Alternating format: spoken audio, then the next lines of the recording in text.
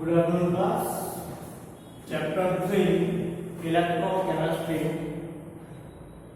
Now we have start our new topic, conductance of electrolytic solution. Everyone knows metal having the property of conductivity. Which factor responsible for conductivity in metal? Only one answer are there.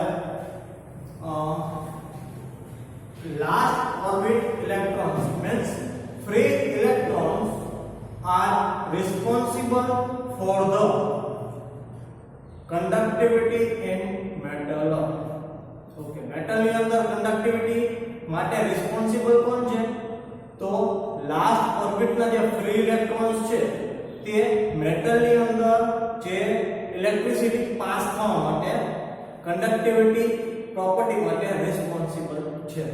તેવી રીતે કોઈપણ ionic solution જ્યારે સોલ્વન્ટની અંદર dissolve કરવામાં આવે તો જે ion produce થાય છે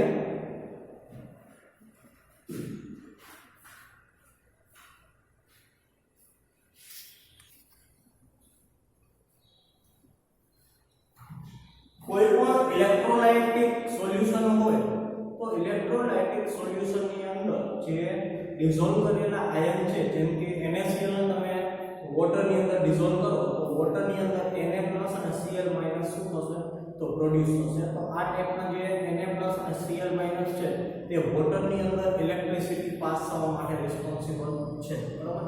આયોનિક સોલ્યુશન જેમ તમે ડેનિયલ સેલની અંદર જે ZnSO4 નું સોલ્યુશન લીધું છે ZnSO4 it is also one type of a salt we can dissolve in water. It is also converted into Zn+2 and SO4 -2 and the ZnSO4 solution also having conductivity which factor are responsible for this conductivity. So Zn+2 ion and SO4 -2 ions are responsible for the conductivity in ZnSO4 solution. We can also use CuSO4 solution in Daniel cell. In this solution Cu+2 ion and SO4 -2 ion also present and here it is responsible for the conductivity in copper sulfate. Understand what is electrolyte solution? Electrolyte solution means ionic salt dissolved in water and ions are produced and ions responsible for the pass electricity in solution. Understand what I am saying? So where જે conduction છે electrolyte solution ની અંદર but એની પહેલા કેટલાક sign છે અને કેટલાક જે ફોર્મ્યુલાસ છે એ તમને ખબર હોવી જોઈએ. જો એ તમને ખબર હશે તો તમને ઓટોમેટિકલી જે ઇલેક્ટ્રોલાઇટની કંડક્ટિવિટી છે એ ખબર પડી જશે. તો સૌ ફર્સ્ટ ઓફ ઓલ આપણે જે આપેલી ફોર્મ્યુલાસ છે એના એસઆઈ યુનિટ છે એ એકવાર જોઈ લઈએ એટલે તમને ખ્યાલ આવી જશે. દરેકે દરેક જે એસઆઈ યુનિટ અને ફોર્મ્યુલાસ સાઇન છે એ યાદ રાખજો કેમ કે આ છે અવારનવાર એમસીક્યુ ની અંદર પૂછાતા હોય છે એટલા માટે.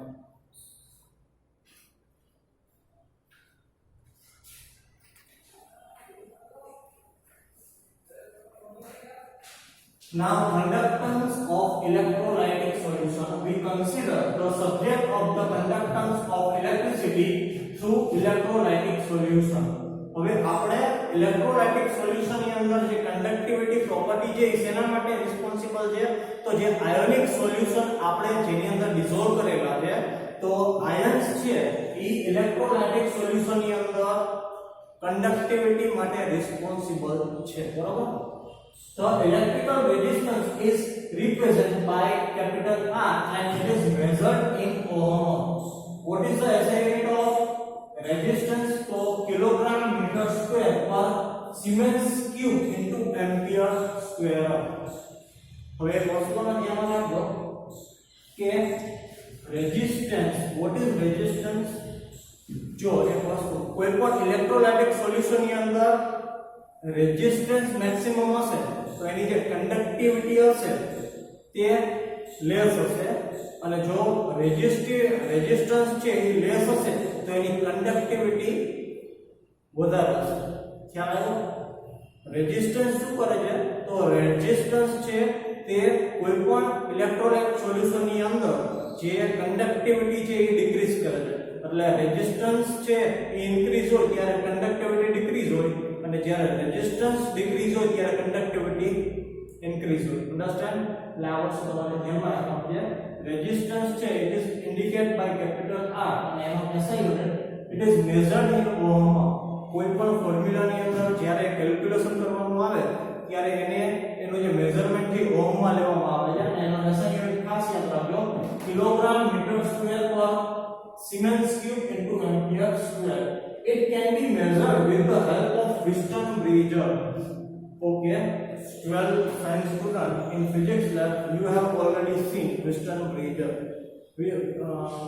You can use in your practical during practical દરમિયાન તમે Wheatstone bridge છે એ જોયેલું હશે. કદાચ ન જોયું તો તમારા જે ફિઝિક્સ ના ટીચર હોય એને કહેજો કે Wheatstone bridge છે એ ફિઝિક્સ લેબમાં ઓલરેડી અવેલેબલ છે એ તમને દેખાડે. તો Wheatstone bridge નો યુઝ કરી અને કોઈ પણ જે રેઝિસ્ટન્સ છે એનું મેઝરમેન્ટ છે એ કરી શકાય છે. The electrical resistance of any object is directly proportional to its length and inversely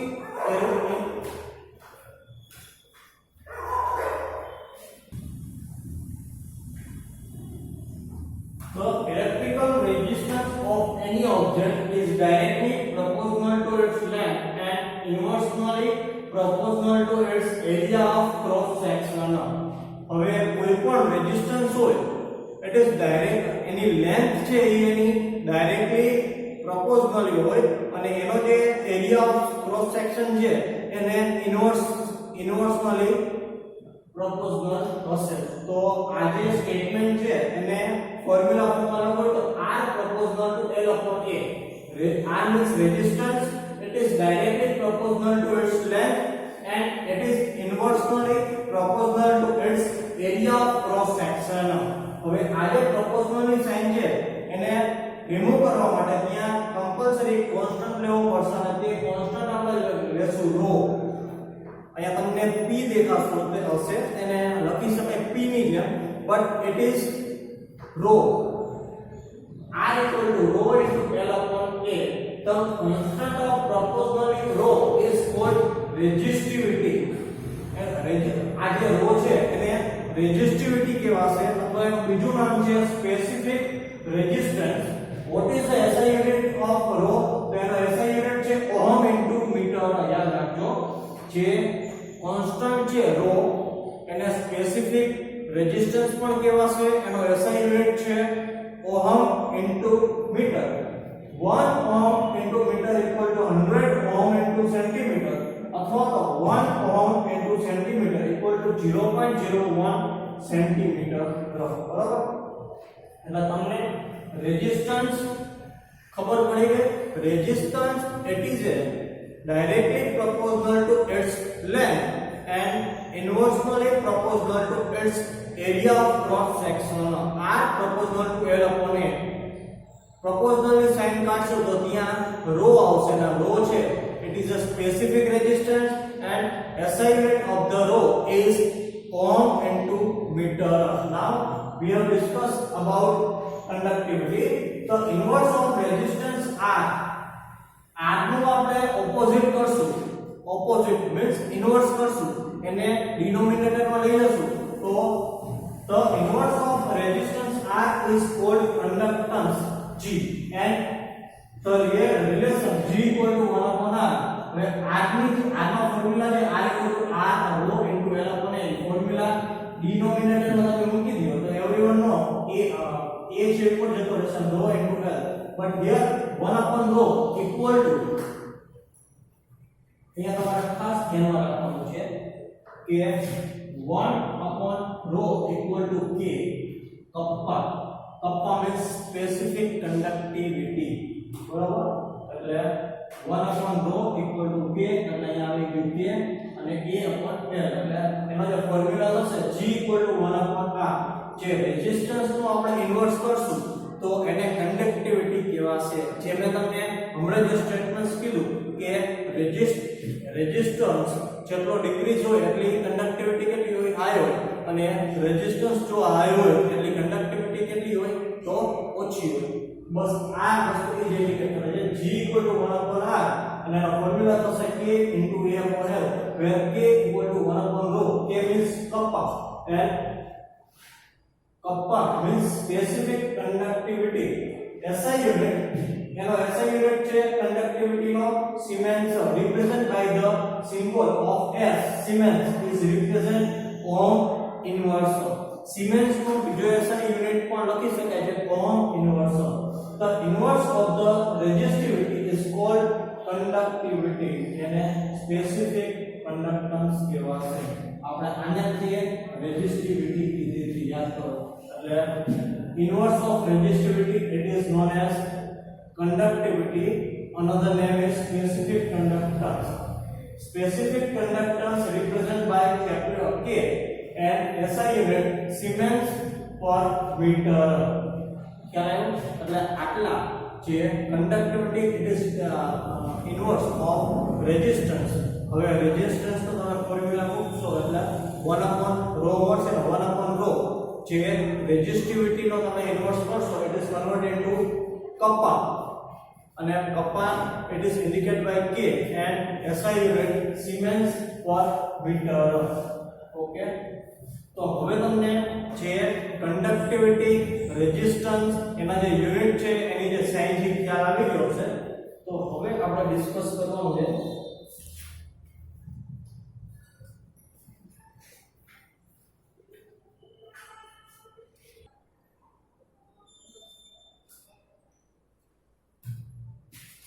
student કોઈ પણ મટીરીયલ હોય તો મટીરીયલ ની અંદર જે કન્ડક્ટિવિટી હોય તો કન્ડક્ટિવિટી ના આધારે ત્રણ જે મટીરીયલ ને 3 ટાઈપમાં ડિવાઇડ કરી શકાય છે. Materials are classified into conductors, insulators and semiconductors depends on the their conductivity.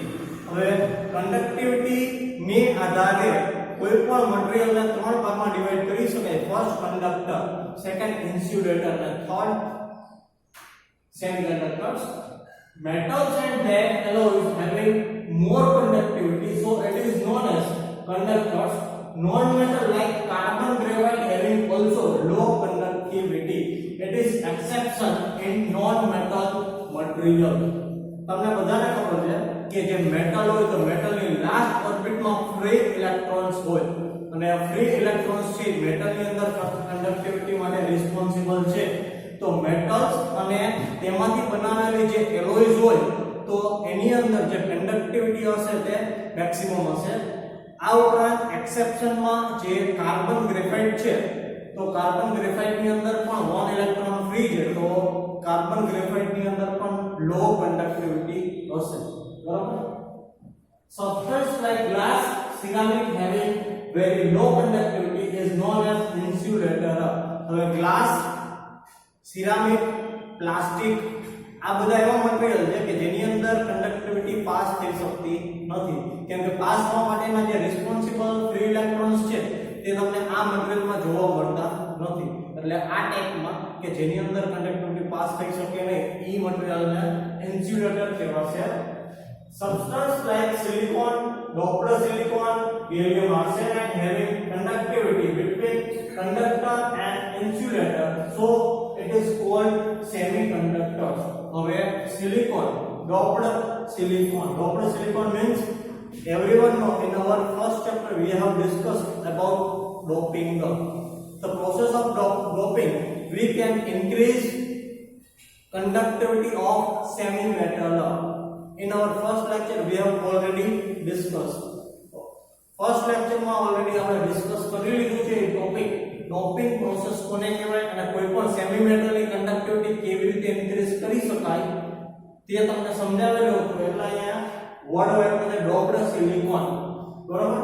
તો ગેલિયમ આર્સેનાઇડ આ બધાની કન્ડક્ટિવિટી જે કંડક્ટર કરતા ઓછી, કંડક્ટર મટીરીયલ હશે તેના કરતા ઓછી અને જે ઇન્સ્યુલેટર મટીરીયલ હશે તેના કરતા વધારે છે. એટલે કહેવાનો मीनिंग કે આ બધાની જે કંડક્ટિવિટી હશે બિટવીન કોના તો કંડક્ટર અને ઇન્સ્યુલેટર એટલા માટે આ બધાને સેમિકન્ડક્ટર કહેવામાં આવે છે certain materials called superconductors by defining have zero resistivity અમુક પ્રકારના જે સ્પેસિફિક મટીરીયલ હોય એની અંદર ઝીરો રેઝિસ્ટિવિટી હોય ઝીરો રેઝિસ્ટિવિટી મીન્સ ફૂલ કંડક્ટિવિટી રેઝિસ્ટન્સ 0 હોય એટલે કંડક્ટિવિટી છે ને મેક્સિમમ હોય તો આ ટાઈપના જે મટીરીયલ હોય કે જેની અંદર ઝીરો રેઝિસ્ટન્સ હોય તો એવા મટીરીયલને સુપર કંડક્ટર કહેવામાં આવે છે earlier metal and their of alloys at very low temperature between 0 to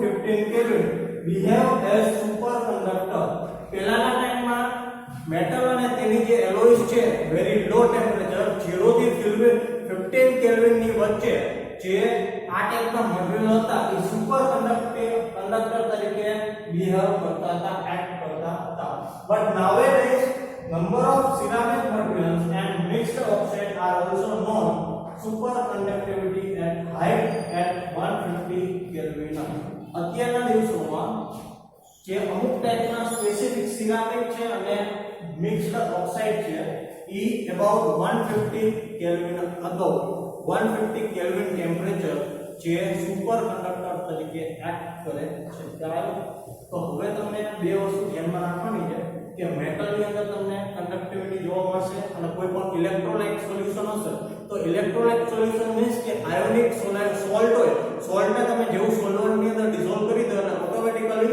ions produce ને આયન્સ છે કોઈ પણ સોલ્વન્ટ ની અંદર સોલ્યુશન ની અંદર ઇલેક્ટ્રિસિટી અથવા તો કંડક્ટિવિટી પાસ થવા માટે રિસ્પોન્સિબલ છે બરાબર તો ઇલેક્ટ્રિકલ કંડક્ટન્સ છે મેટલ ની અંદર કયા કયા ફેક્ટર છે એ જોવા મળે છે તો first the nature of the structure of the metal second the number of valence electrons per atom and third temperature if decrease with increase of temperature એટલે કોઈ પણ મેટલ ની અંદર ત્રણ પેટર્ન છે ત્રણ ટાઈપ છે ખાસ તમારે જોવાના first the nature of the structure of the metal નો જે નેચર છે જોવાનો એની લાસ્ટ ઓર્બિટ ના વેલેન્સ ઇલેક્ટ્રોન જોવાના અને ટેમ્પરેચર આ ત્રણ વસ્તુ કંડક્ટિવિટી છે ઇન્ક્રીઝ કરવા માટે મેટલમાં ઇમ્પોર્ટન્ટ છે અને કોઈ પણ ઇલેક્ટ્રોલાઇટ સોલ્યુશન હશે તેમાં તમારે ત્રણ વસ્તુ જોવાની છે the nature of the electrolyte added જે તમે સોલ્યુટ જે આયોનિક સોલ્યુશન સોલ્વન્ટ ની અંદર એડ કરેલું છે તે જોવાનું size of the ion produced and their solution the nature of the solvent and its viscosity and fourth concentration of the electrolyte and fifth temperature it increase with the increase of temperature આ પાંચે પાંચ type છે તમારે કોઈ પણ electrolyte solution ની અંદર conductivity increase કરવા માટે ખાસ જોવાના કે જેનાથી કંડક્ટિવિટી ઇન્ક્રીઝ થઈ શકશે ચાલો એટલે આ ટોપિક ની અંદર આપણે જે ઇલેક્ટ્રોલાઇટ ની અંદર કંડક્ટિવિટી કેવી રીતે ઇન્ક્રીઝ કરી શકાય એના મટીરીયલ ડિપેન્ડિંગ their conductivity ના આધારે જે મટીરીયલને ડિવાઇડ કર્યા આ ઉપરાંત જે જેટલા પણ સાઇન છે તમે એકવાર સ્ટડી કરી લેજો સમજી લેજો કેમ કે આગળના એક્ઝામ્પલમાં એનો યુઝ થશે okay next topic we will start in our next lecture thank you